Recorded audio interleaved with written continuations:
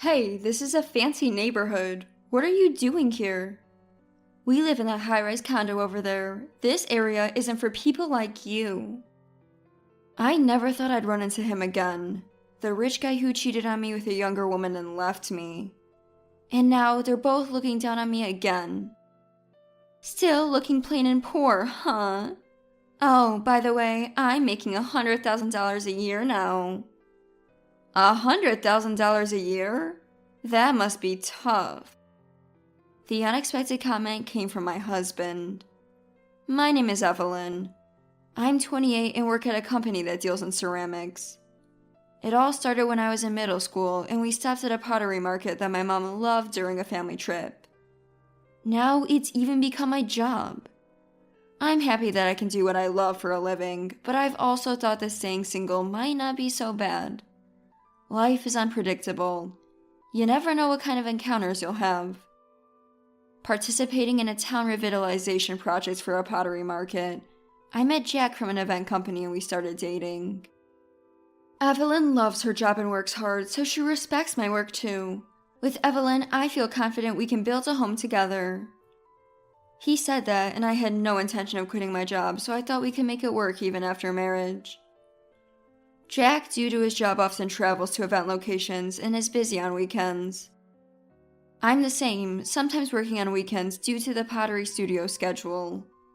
It's inevitable that we can't always meet on our days off or have to cancel plans last minute. Being too trusting, I realized too late. Jack started canceling our plans at the last minute more often and didn't show up for our wedding planning meetings. He stopped answering his phone, unlike before. One day after a meeting as I was heading to the station, I spotted Jack on the opposite sidewalk across the street. It was a coincidence. I was going to head straight home today, but I thought it would be nice to have dinner together after a long time. As the light turned green, I started running after him. Jack, are you done with work? Can we have dinner together? Next to Jack was a beautiful woman with long legs, and they both turned around at the same time. Moreover, her arm was firmly intertwined with Jack's. Evelyn, what are you doing here? What a coincidence. I was nearby for a work meeting and just finished. Are you still working, Jack? And who might this be? It didn't seem like he was working, but I asked calmly. I knew he often interacts with models and companions because of his job. This is Grace, a model. Hello. She smiled at me warmly. She was stylish and pretty, no wonder she's a model. So, it's work-related, I thought, feeling a bit relieved. I'm not happy about them being arm in arm, though. I mean, they're still intertwined. But maybe that's normal for someone who works as a model? Hello, I'm Evelyn, engaged to him. As I greeted them, Jack looked displeased for some reason, and the woman named Grace, after comparing my face to his, burst into laughter. What? She's the fiancé? Oh no, we've been caught, Jack. I told you to hurry up. Since it's come to this, let's clear things up here and now. As she said this with an upward glance, he turned to me. Look, Evelyn, I'm dating Grace. What? Sorry, but let's pretend our engagement never happened. I'm going to marry Grace. What? Jack, what are you talking about? Grace and I met at an outdoor festival event. We felt an instant connection. I'm sorry, but Jack was the one who actively pursued me, saying he'd break up with you. She said this nonchalantly. So, thanks for everything up to now. Wait, Jack, let's at least talk properly once. But there's nothing more to talk about. What? My mind's made up. Grace is cute, stylish, and just perfect. She's only 24 and comes from a wealthy family. Jack, stop it. My dad's just a CEO. So I'm going to marry Grace and become her family's son-in-law. What? You're quitting your job? I thought you loved your work. Grace asked me to. It's more profitable than my current job. Oh, and make sure you cancel the wedding venue. Don't worry, I'll pay the cancellation fee since it's my fault. Wow, Jack, that's so responsible. I just want to be with Grace as soon as possible. So cool! I managed not to faint. There's no point in saying anything more. As she said, it seemed like Jack was the one smitten. I understand. I squeezed out the words. I can't cry yet, not in front of these people. See ya, keep working hard covered in dirt. Haha, what's that about? They walked away, arms still intertwined, laughing. 2 years after breaking up with Jack, I turned 30 and was still devoted to my work. Now I have no regrets about that man. In fact, I consider myself lucky not to have married and then been cheated on.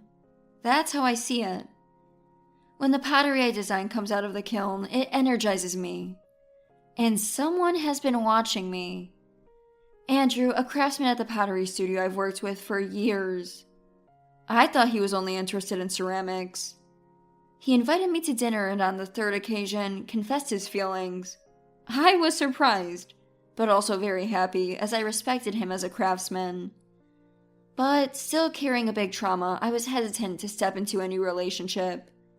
So I told him everything without holding back. I had announced my engagement at work and to the pottery studio associates, so he already knew about its cancellation. He listened quietly, then offered me his usual kind smile. That must have been tough. Yes. I was actually shocked when I heard you were getting married.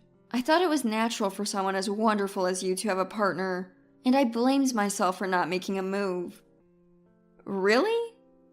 His words were unexpected. When you tried to smile and said the marriage was off, I wanted to support you right away, but I thought you needed time. I focused on my work, hoping to keep making good pottery to help you feel better. You've been thinking about me since then? And believe it or not, I'm quite popular. Huh? Maybe it's because my grandfather is a wealthy man, but I've been approached by quite a few beauties, even dated some, but I never felt excited. I find more joy in working with clay. Oh. He spoke earnestly, not bragging or joking. As I thought how natural he was, he looked straight at me. Evelyn is the first person I've ever wanted to make happy. While I felt a laugh coming on, my heart warmed. With him, I felt everything would be okay. I naturally felt that way. Happiness! I'm looking forward to it, I found myself saying. A year later, Andrew and I got married. Everyone at the company and the pottery studio celebrated with us. To continue working, we initially lived in 2 places. One was his family home near the pottery studio. I was astonished to learn that his grandfather, a wealthy man, owned such a mansion. We lived in a part of it. We planned to eventually leave my job and live there permanently, working together at the pottery studio. The other was an apartment near my company in the city center. The apartment still lacked furniture, so today we were at a nearby interior shop. An unexpected encounter awaited us there. Not a pleasant one. As we looked at sofas, a voice came from behind. Is that plain Jane over there, Evelyn? Jack. It had been over 3 years, but he was unforgettable. My former fiancé Jack was there, and with him his model girlfriend Grace. I knew they had married as he had declared. Grace was very active on social media and in magazines. But she seemed different now, less cute, her expression harsher. Come to think of it, I hadn't seen her in the media lately. Jack had a sneering smile, but his face lacked its usual energy. Hey, this is a fancy neighborhood. What are you doing here? Is a permit required to shop in a fancy neighborhood now? Wait, you don't live around here, do you? This store is expensive, not a place for someone like you. That's right, you still look plain and poor. Loving that dirt color, huh? I was disgusted by their unchanged condescending attitude and had no expectations for an apology. That's right. If someone as uncool as you hangs around, it'll lower the store's reputation. People might think we're poor too. Did you come all the way here? By the way, our house is that famous high-rise over there, on the 25th floor. Their unsolicited bragging was annoying, but arguing was a waste of time. I chose to remain silent. Not liking my response, Jack continued to provoke. You still love pottery, huh? You look so poor. Oh, by the way, I make $100,000 a year now. He moved into our high-rise for me. He's my husband now. $100,000 a year? That must be tough. Wait, what? The sudden comment came from Andrew. I was surprised too, responding in unison with these unpleasant people. It's a bit worrying, being in someone else's home. Who is this guy? Jack noticed my husband. Nice to meet you, I'm Andrew. Evelyn used to work with you, I believe. They seemed surprised for a moment, but then mocked my husband. Wow, you got married? Well, plain people suit each other. Really, such a dull guy. Didn't even notice him. What's with that tough comment earlier? Jack glared at my husband. Well, living on the 25th floor of that high-rise and making only $100,000? That's right, I make $100,000, Jack boasted. With all those brands you wear, I can't help but worry. Haha, a poor person trying to sound smart. Unfortunately, we're not struggling. Is that so? Your wife doesn't look too happy, though. What's wrong, Grace? Nothing. Maybe you don't understand the number $100,000. What about you, making $10 an hour? No, I'm not an employee. I stay at home. Unemployed, huh? I knew it. You married for money. It's not like that. Please stop insulting my dear Evelyn. Haha, an unemployed has to defend, right? They continue to misunderstand and look down on us. Evelyn, let's go. Dealing with these people who lack a future will only lead to trouble. Right, let's leave quickly. My husband took my hand and we walked away. Don't be sore losers. Don't come here again. Don't pretend you're from around here. But we do live in opulent towers. As my husband replied, they burst into laughter. Haha, making up obvious lies because you're jealous. Everyone knows opulent towers. It's the most expensive around. No way the unemployed can live there. Ignoring their laughter, we left. I can't believe we ran into them there. I'm really sorry, Andrew. I apologized as we walked. I'm the one who should be sorry. Maybe it was rude of me to worry about their finances upon first meeting. This is why I'm told I can't read the room. I almost burst into laughter at my husband's serious response. It wasn't him who was rude, clearly. But living in that high-rise is so close to us, I'd hate to run into them again. Our apartment was near theirs. We had considered their building, but were glad we chose differently. My husband replied, It's okay, they won't be there much longer. What? Weren't that women's parents wealthy? Do you know their name? I was stunned, not understanding what he meant. A few days later, as my husband and I were leaving the entrance, Jack's voice suddenly called out, There you are! You really do live here! Jack and Grace appeared, and I was surprised. Why are you here? Help us! What? We're being kicked out of the high-rise. Why? For not paying rent. Then it's only fair. This had nothing to do with us. Wait, we were allowed to delay payment until now, but suddenly they won't wait anymore. All because of your husband, Grace shouted. How is that my husband's fault? Your husband owns that high-rise. She was red-faced with frustration. It's not me, it's Dad. What? It originally belonged to my grandfather, but now I think it's in Dad's name. Well, it doesn't matter. The management company said if we don't pay, they'll start eviction proceedings. That's only natural. It's not a charity. What? That's why I said $100,000 a year must be tough. What do you mean by that? Jack shouted in confusion. With a combined income of $100,000, a couple could live quite comfortably. But the rent for the 25th floor there is $5,000 a month, right? I assume you factored in taxes. What? And on top of that, you're indulging in brands. It's almost like you're heading toward bankruptcy. Grace, you were the one who wanted to live there. When did we start falling behind on rent? It's because of the socializing on the high floors. Expensive lunches, spas, bags, and jewelry. I have to have the best or I won't be taken seriously. You could simply choose not to associate with such people. What? Is keeping up appearances so important that you go into debt for it? Debt? Jack raised his voice seemingly in shock. He didn't know? What do you mean we're in debt on top of not paying rent? That's the hardship of staying on top among the upper floors. As a model, I can't be seen in shabby clothes. There's hardly any modeling work for you now, right? That explains why she's been out of sight lately. It's tough in that industry, constantly new and younger faces. As I murmured, Grace glared at me fiercely. Shut up, you plain Jane.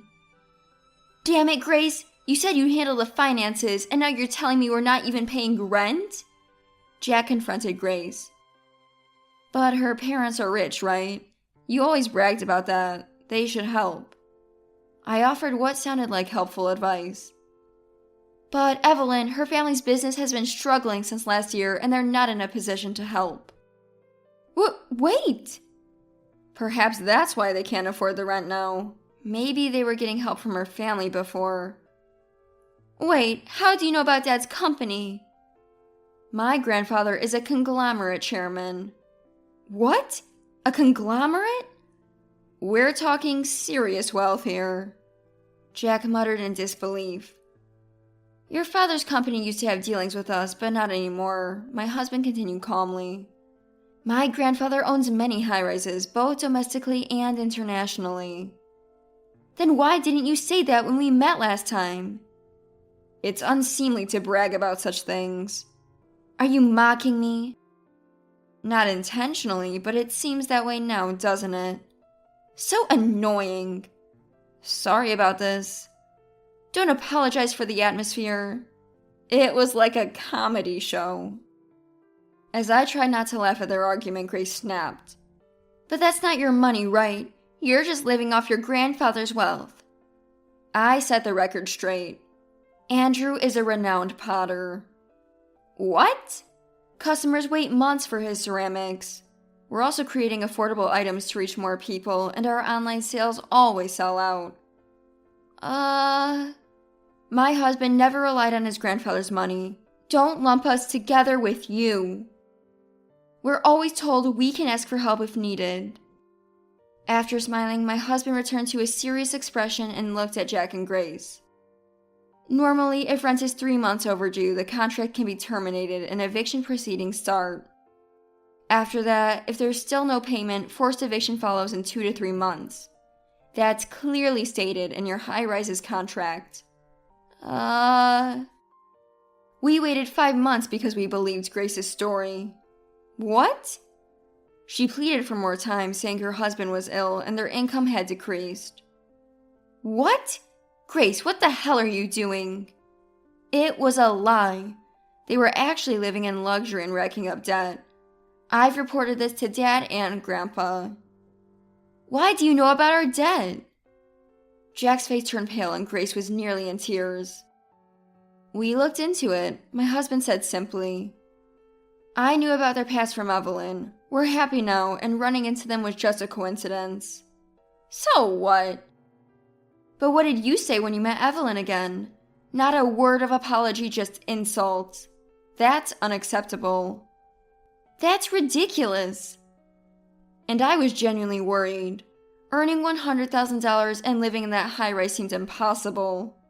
What? You should be relieved we found out before your debt increased further. Jack and Grace gaped at my husband's smile. What's with this natural-born tycoon? I was impressed with his effortless response. Not sarcasm, just honestly. Whether it's because he's born into an incredibly wealthy family or just his personality, I'm not quite sure. Probably the latter, though. Help us, Evelyn. I'll apologize. Right, you can fix this, can't you? They were suddenly playing nice. No, thank you. I smiled, not as naturally as my husband, but with a bit of mischief. It's not our business. Let's go, Evelyn. Wait! Don't smile and cut us off like that. Ignoring their screams, my husband and I walked away hand in hand.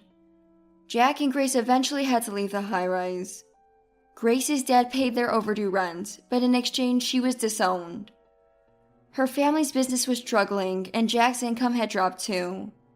They'd spent recklessly to keep up appearances, and now her parents demanded repayment for the rent and refused to help with the debt. Jack, dismayed by Grace, was considering divorce.